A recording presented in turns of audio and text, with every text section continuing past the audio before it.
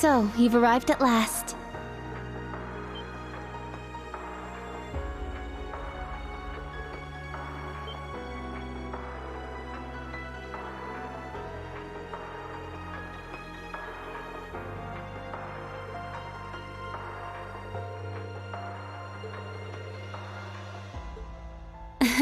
Yes, it's good to see you all again. Please, come in. They're waiting for you just over there.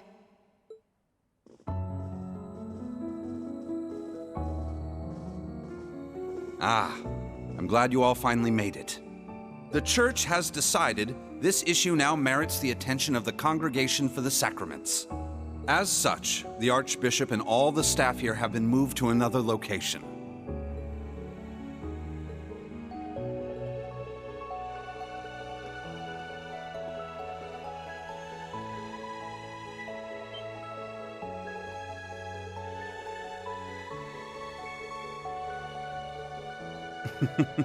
Thank you for all your diligence, Rosine.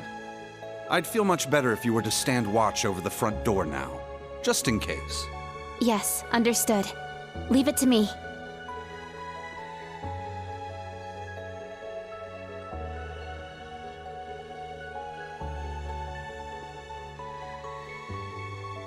Let me introduce you. This man is a member of the Gralsritter, a division of the Septian Church. He's the second in command, in fact. Thomas Lysander. He holds the seat of Second Dominion and is sometimes known by his title, the Partitioner.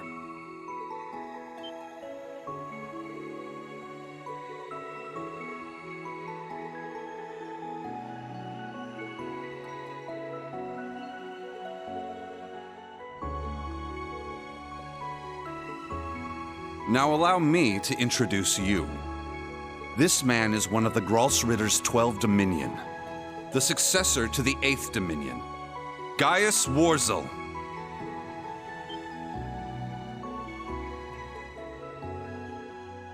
Yeah, a lot happened all at once. After graduating from Thors, I returned to Nord and began observing the struggle between Erebonia and Calvert. However, I began to feel something dark and sinister carried on the winds of the plateaus. I consulted my father and the chief, and eventually my old teacher, Father Barkhorn, came to visit. You might remember the name. He was the traveling priest we chased after during the Civil War.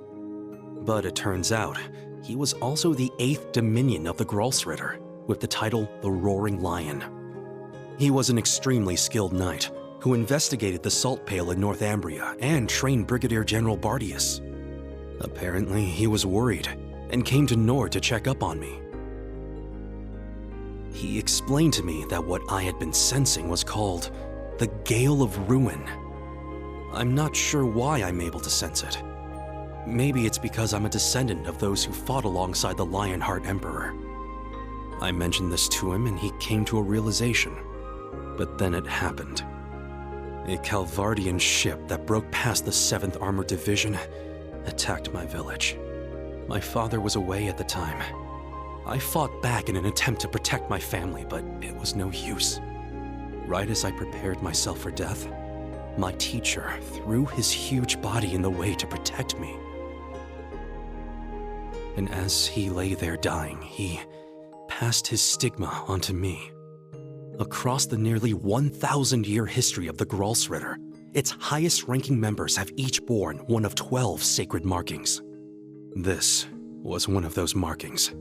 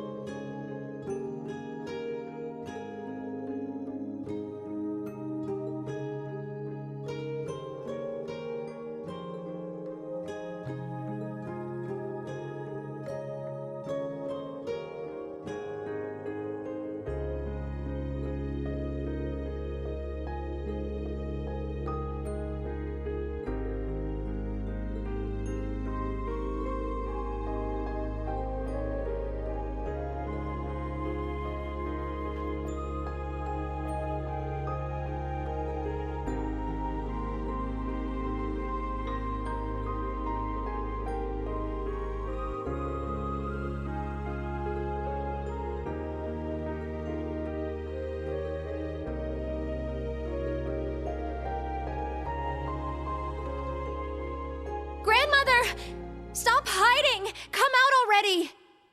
You're the one who called us here in the first place, aren't you? I only hid myself so as not to interrupt your discussion.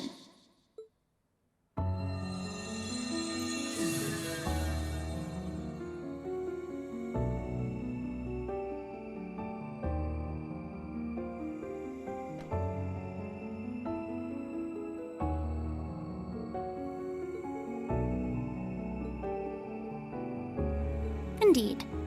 But you may simply call me Rose. I had you all gather here for one reason. To explain to you the background between the Hexen clan and the Church.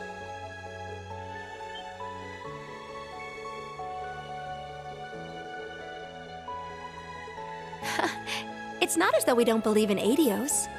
There have been some differences in opinion over the years, but we and the Church have worked together on a number of occasions.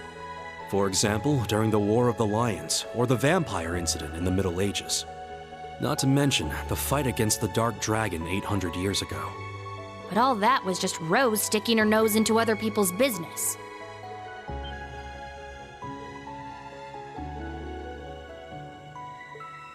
Legend has it, Emperor Dreikel's camp was once visited by a good witch. And the novel Red Moon Rose features a vampire hunter affiliated with the Church who was, in truth, the true ancestor of the vampires. The woman you now see before you was both of these people, even if she looks a bit different.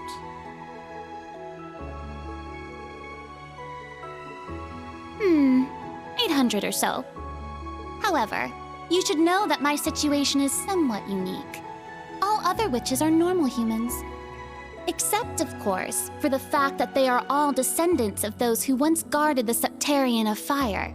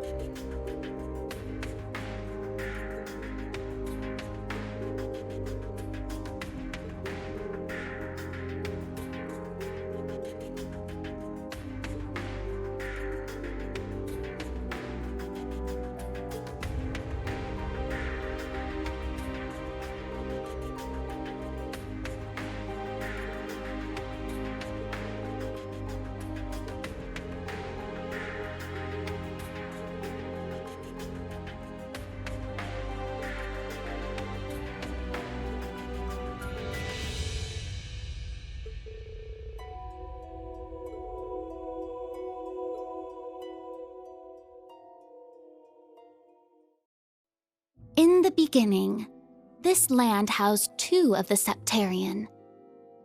The Arc Rouge, Septarian of fire and wielder of fierce power. The Lost Zem, Septarian of earth and bearer of unyielding endurance. Each assumed the form of a colossal guardian and went about granting boons and performing miracles for its people. For a few centuries, the land of Erebonia prospered. But eventually, its people began to vie for power and control. The Septarians had always granted their people's wishes. But now, their peoples each wished for the other's destruction. And so, the two colossi began fighting. Their battle ravaged the earth and split the sky, devastating the entire region. The humans tried to stop them, but it was in vain. The Septarians' fight continued 1,000 days, scorching the land black.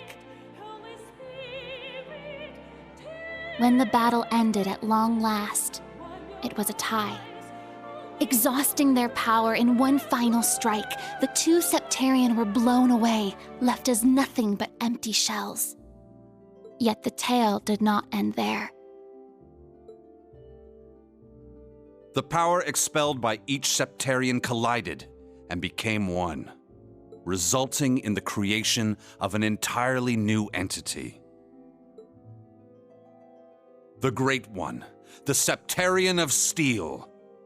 It was an existence created from the union of fire and earth.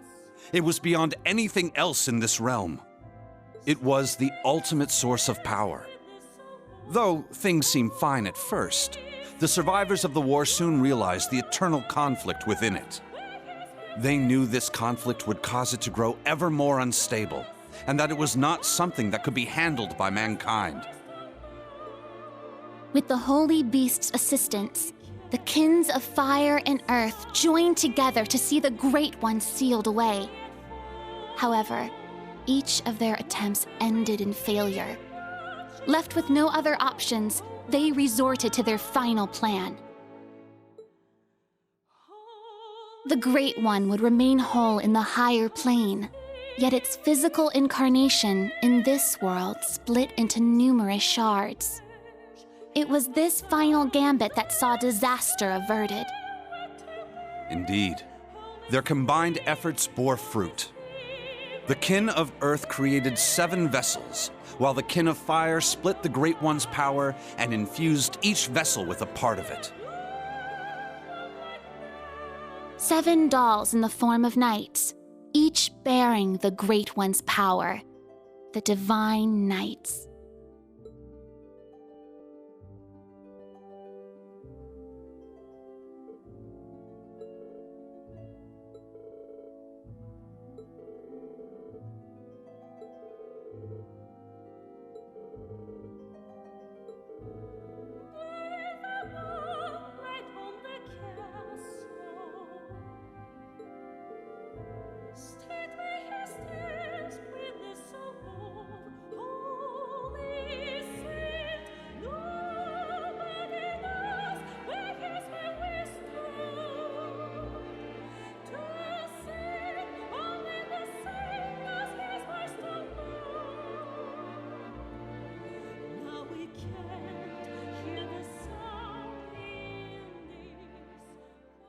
"900 years ago, Heimdall was a small city of only about 50,000 people.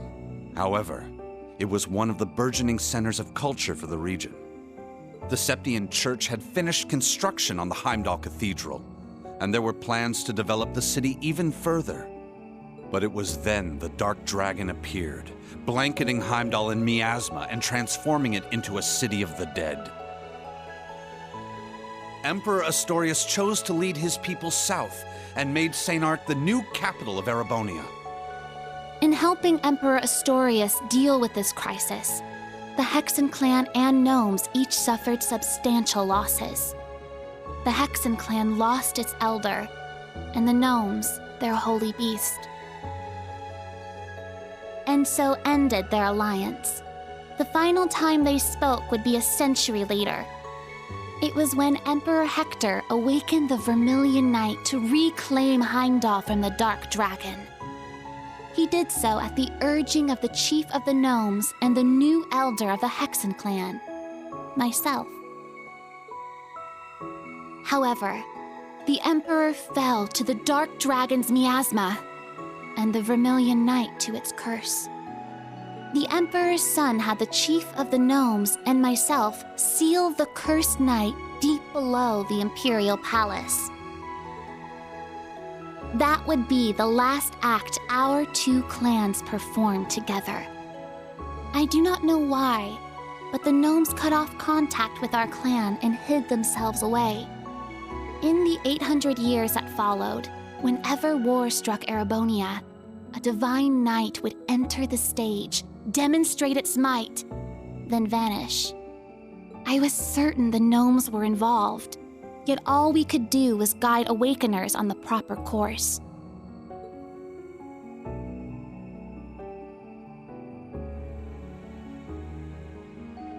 This unending pattern reached its most fevered peak 250 years ago during the War of the Lions. The false Emperor Orthros unearthed the cursed Vermilion Knight, and a mercenary under Prince Lucius' employ awakened the Palatinate Knight. Prince Dreichels found the Ashen Knight, and Leanne the Argent Knight. The four awakened at once, made for a grand war indeed.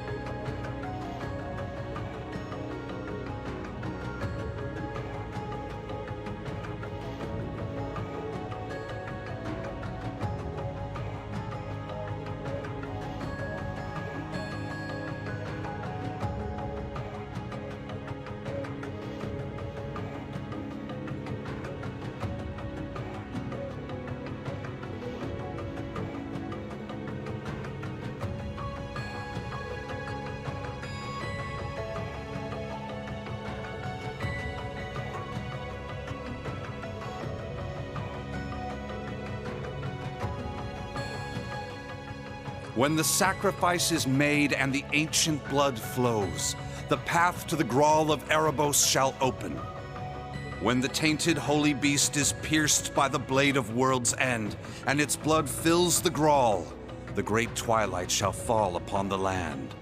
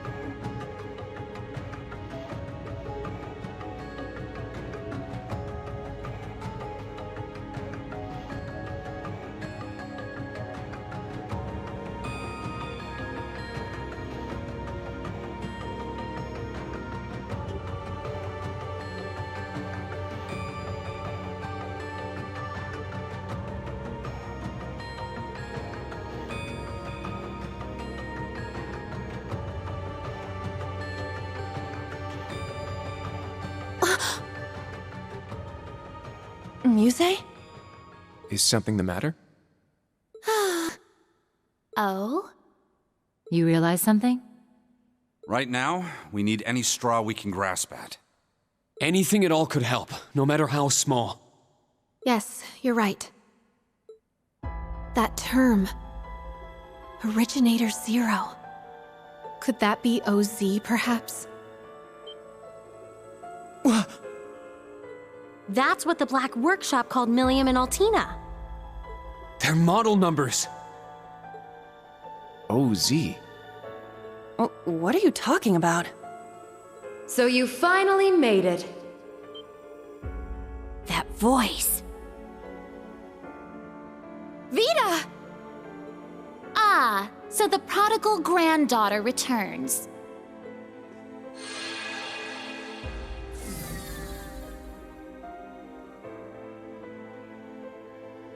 Misty, Vita! I heard you had been acting on your own. Nice to see you again, Grandmother. Emma, Celine, and Class VII, too. And thank you for mediating, Mr. Lysander. Oh, don't even mention it. It always breaks my heart to see a family torn apart so. Vita! Why? You really don't plan on ever coming back, do you? That's correct. As I said before, my allegiance will forever lie with the Grandmaster. I can't return to you and Grandmother. I can never go back to the way I used to be. Just like the Steel Maiden. Seriously, who even is this Grandmaster person? I have no clue. But it is clear she is quite taken with them. So do tell, Vita. If you have not decided to return to us, why show yourself now? Has Ouroboros finally decided upon its course of action? Yes. After our experiments with the 3 ions, the 6 other Anguis came to a unanimous decision. They decided to ignore my warning. They will work with the Chancellor and the Gnomes to bring about the Great Twilight, completing the Phantasmal Blaze plan.